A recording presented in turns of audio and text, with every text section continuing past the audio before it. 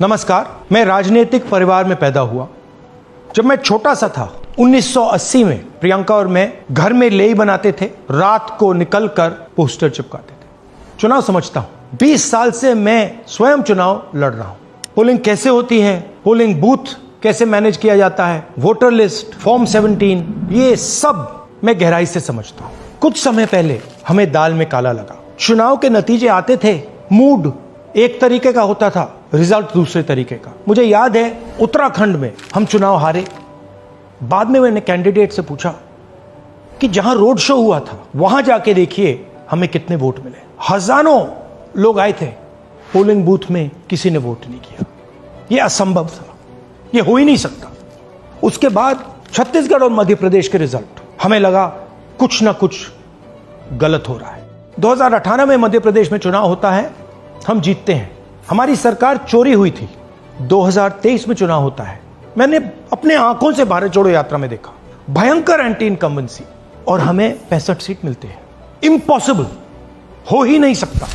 और फिर महाराष्ट्र में पहली बार हमें सबूत मिला। विधानसभा और लोकसभा के बीच में जादू से नए वोटर आते हैं, और जहां भी इन नए वोटर्स ने वोट किया वहां वोट बीजेपी को गया। महाराष्ट्र चुनाव के बाद जब हमें डाउट हुआ, हमारे गठबंधन के सारे नेताओं ने प्रेस कॉन्फ्रेंस किए और हमने इलेक्शन कमीशन से कहा कि आप हमें वोटर लिस्ट दीजिए, वीडियो रिकॉर्डिंग दीजिए। इलेक्शन कमीशन ने मना किया। ना उन्होंने हमें वोटर लिस्ट दी और ना उन्होंने वीडियो रिकॉर्डिंग दी। डाउट हुआ, क्यों नहीं दे रहे, क्या कारण है? तो हमारे दिमाग में सवाल उठा, क्या इलेक्शन कमीशन बीजेपी की मदद कर रहा है? क्या इलेक्शन कमीशन ही इलेक्शन को चोरी करवा रहा है? इसके बाद हमने एक टीम सेटअप की और हमने उन्हें कहा कि आप जाइए, एक कंस्टिट्यूएंसी भी जाके ढूंढिए, सच्चाई ढूंढिए, किस प्रकार से चीटिंग की जा रही है, किस प्रकार से यह काम किया जा रहा है और कौन कौन इस काम को कर रहे हैं। सबसे महत्वपूर्ण बात यह है कि इलेक्शन कमीशन डिजिटल डेटा नहीं देता है, फिजिकल डेटा देता है। मतलब लाखों कागज में वोटर लिस्ट दे देगा, मगर डिजिटल वोटर लिस्ट किसी को कभी नहीं देता। क्यों नहीं देता? कारण क्या है? कारण है कि अगर डिजिटल डेटा मिल जाए तो इलेक्शन कमीशन की सच्चाई पूरे देश को पता लग जाए। हमने टीम को बताया, मैंडेट दी कि आप जाके चेक कीजिए, आप 5-7 सीटों पे पता लगाइए कि चीटिंग हुई, और अगर हुई तो कैसे हुई। टीम ने हमें एक दिन बताया कि 5-7 सीटों पे काम किया ही नहीं जा सकता। क्यों? मैंने उनसे पूछा क्यों नहीं किया जा सकता। उन्होंने मुझे ये कागज दिखाए। ये जो कागज हैं, ये एक लोकसभा के कागज नहीं है, ये एक विधानसभा के कागज है, और इन कागजों को हमने मैन्युअली सॉर्ट करना पड़ा। और पूरा का पूरा काम जो हुआ है, इसमें 6 महीने लगे हैं, और एक असेंबली सीट में हम ये काम कर पाए हैं। क्यों? क्योंकि डिजिटल डेटा नहीं दिया जाता। अगर इलेक्शन कमीशन ने हमें डिजिटल डेटा दिया होता तो हम ये कार्रवाई पूरे देश में, हर लोकसभा में, हर विधानसभा में 15 मिनट में करके दिखा देते। हमारे पास अनलिमिटेड रिसोर्सेज नहीं है, इसलिए हमने ये रिसर्च सिर्फ एक लोकसभा में, एक विधानसभा सीट में की। मगर मुझ में अब पूरा भरोसा है कि ऐसी 100 से ज्यादा सीटें हैं हिंदुस्तान में। जो यहां हुआ है उन सीटों में भी हुआ है। और याद रखिए, अगर बीजेपी को 10-15 सीटें कम आती तो आज नरेंद्र मोदी प्रधानमंत्री नहीं होते, इंडिया गठबंधन की सरकार होती। जांच ने 5 तरीके की चोरी पकड़ी है। डुप्लीकेट वोटर, जिसका मतलब एक वोटर के नाम वोटर लिस्ट में अनेक जगह आ रहे हैं। फेक एड्रेस, मतलब एड्रेस है ही नहीं, या फिर house number 0। Bulk voter in single address, मतलब एक छोटे से घर में 40, 50, 60 लोग रह रहे हैं। इनवैलिड फोटोज, छोटी सी फोटो है या फिर फोटो ही नहीं है, और वो जो छोटी फोटो है वो दिखती भी नहीं है। कौन है, किसका चेहरा है, नहीं पता लग सकता। Misuse of form 6। Form 6 first time voters के लिए होती है, मतलब जिनकी एज 18-20 साल की हो, मगर वोटर लिस्ट में 90 साल के लोग फॉर्म 6 का प्रयोग कर रहे हैं। चुनाव में 6,50,000 वोटर थे, उसमें से 1 लाख चोरी के थे। अब मैं आपको 5 उदाहरण देता हूं। यह देखिए, गुरकीरत सिंह डांग, इसका नाम 4 अलग अलग बूथों पे आता है। यह कैसे हुआ और क्यों हुआ? एक और उदाहरण, विशाल सिंह, वाराणसी में वोटर लिस्ट में नाम है और बेंगलोर में 2 बार वोटर लिस्ट में नाम आता है।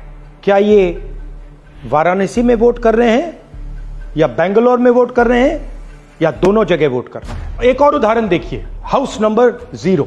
तो आपने कभी सुना है हाउस नंबर 0? हमने तो नहीं सुना था, मगर बेंगलोर में हजारों हाउस नंबर 0 हैं वोटर लिस्ट पे। हाउस नंबर 35 की कहानी सुनिए। छोटा सा घर है, ज्यादा से ज्यादा 4 लोग रह सकते हैं, मगर इस 35 में 80 लोग वोटर लिस्ट में रजिस्टर्ड है। ये ईआरओ ने कैसे अप्रूव किया, क्यों अप्रूव किया, पता लगाना है। अच्छा, अब ये देखिए वोटर लिस्ट, इनकी फोटो देखिए, या फोटो है ही नहीं या फिर छोटी छोटी फोटो है तो दिख नहीं सकती। इन वोटर आईडीज पे वोट दिया गया है।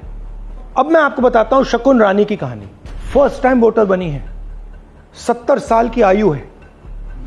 एक बार फॉर्म 6 का प्रयोग किया और उसके कुछ ही महीने बाद दूसरी बार फॉर्म 6 का प्रयोग होता है। 2 बार इनका नाम वोटर लिस्ट में आता है और फर्स्ट टाइम वोटर की लिस्ट में आता है।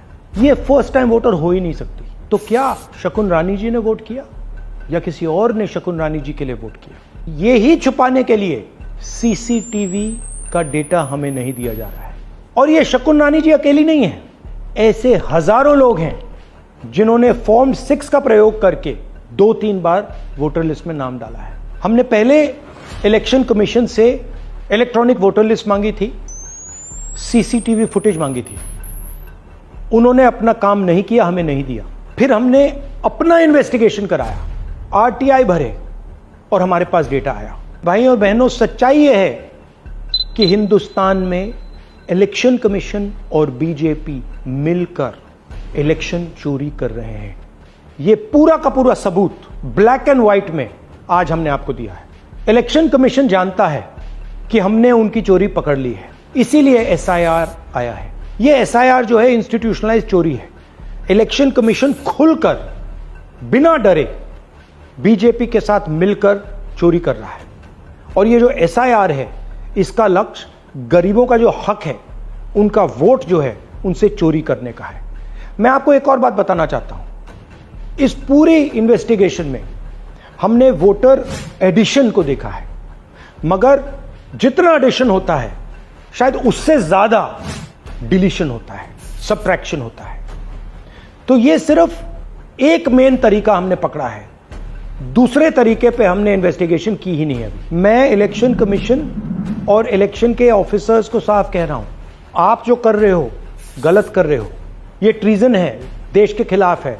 ये मत भूलिए, टाइम आएगा हम आपको पकड़ेंगे, बचने वाले नहीं हो। It is critical that we expose voter चोरी।